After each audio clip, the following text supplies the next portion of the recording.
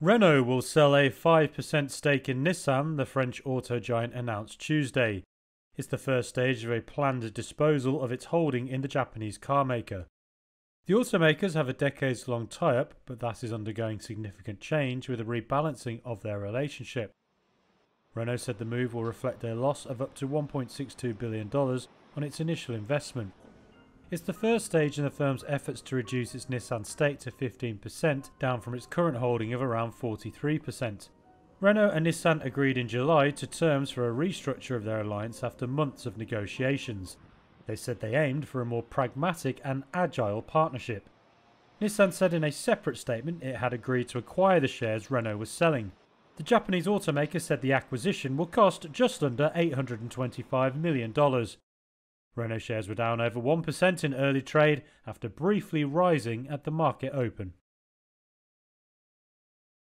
Nvidia has a battle on its hands in China. Reuters sources say chip firms there are moving aggressively to take sales from the AI market leader.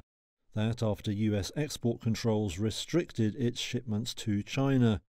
Nvidia currently has around 90% of the market for AI-related chips in the country, but rivals see an opportunity in the export curbs. Right now, Huawei is seen as the biggest challenger. Its latest chips are competitive on at least some metrics. Chinese search giant Baidu has reportedly placed a big order for processors from the firm.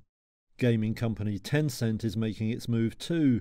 It's been pushing services that use an AI chip it developed with startup Enflame. The silicon is said to offer performance comparable to some Nvidia products. Tencent is reportedly touting it as a cheaper option for things like image and speech recognition. There is also competition from a host of smaller players like state-backed Hygon Information Technology. Speaking last week, Nvidia chief Jensen Huang acknowledged the challenge and called Huawei a formidable rival. But analysts say the would-be competitors could struggle with production even if they can win sales. That's due to how US curbs make it hard for big chip foundries like Taiwan's TSMC to work with Chinese firms.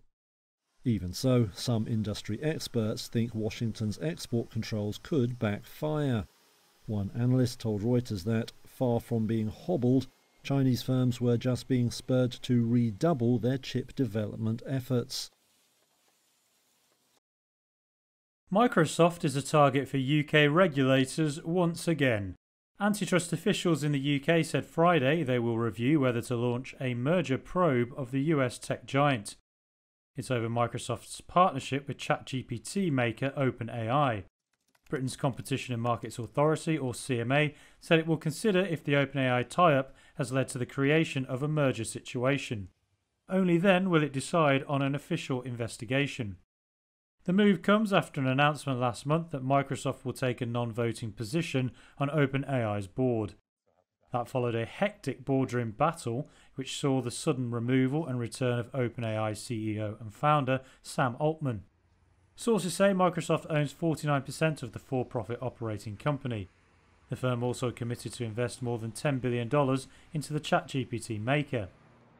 Microsoft said it will work closely with the CMA. OpenAI did not immediately respond to a request for comment.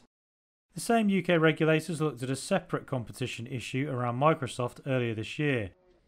It blocked the company's $69 billion buyout of Call of Duty video game maker Activision Blizzard. But it later changed its mind after Microsoft updated its acquisition plan. The maker of the Fortnite video game has won a big battle with Google. Epic Games says the search giant's App Store has operated as an illegal monopoly. It took the firm to court over the matter. On Monday, Epic said a jury had found in its favour on all counts. The California court will now begin work on what remedies to order in January. Google immediately said it would appeal. It denies all wrongdoing, saying its rivalry with Apple's App Store requires it to compete intensely on price and quality. The lawsuit accused it of taking steps to crush competitors, and said it charged excessive fees of up to 30% to app developers.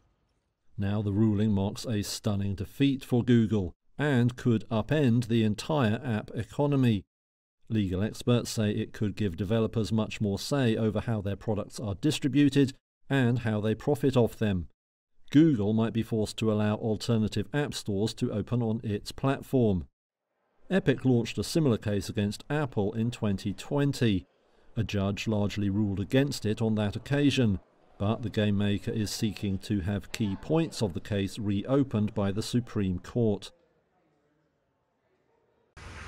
In a deal between big tech and big labor, Microsoft and the AFL-CIO said on Monday they had agreed the software giant will remain neutral in efforts aimed at organizing workers into unions. The two sides said they will also work together on the future of artificial intelligence. The partnership is the first of its kind as business and labor grapple with the impact of the technology. Microsoft President Brad Smith told Reuters the neutrality agreement on unionization will apply to how it approaches its own employees and those of suppliers, too. The AFL-CIO is the largest federation of unions in the United States, made up of 60 unions, representing about 12.5 million workers. AFL-CIO President Liz Schuler said Microsoft's position was in stark contrast to other tech companies that aggressively fought efforts to unionize. Microsoft previously agreed to a legally binding labor neutrality agreement when Activision Blizzard employees expressed interest in joining a union as part of Microsoft's acquisition of the video game maker.